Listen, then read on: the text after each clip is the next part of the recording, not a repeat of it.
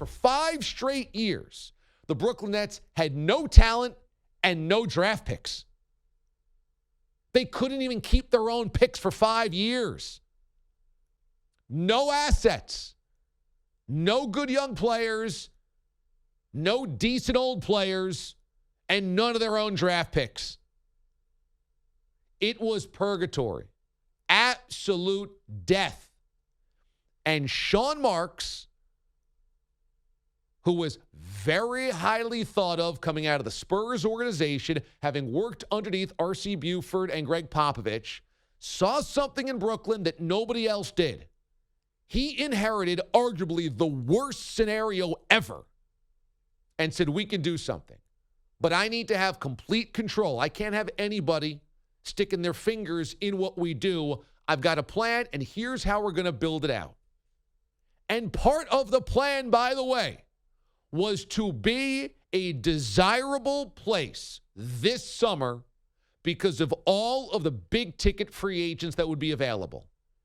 They looked at this summer 3 and 4 years ago and said, by then, we want to have flexible cap space, space for max deals, and cheap young players, inexpensive, that can supplement the stars that come in. And damn it, he did it all. He did it all. He somehow developed a team without Kevin Durant and Kyrie Irving and DeAndre Jordan that made the playoffs last year. Turned D'Angelo Russell into an all-star. Found Karis LeVert and Jarrett Allen, and found guys in random places, Spencer Dinwiddie. And these were good, young, cheap pieces that a top-tier free agent could come in and say, yeah, okay, we can play with that. Okay, yeah, we can roll with that. And it freaking worked.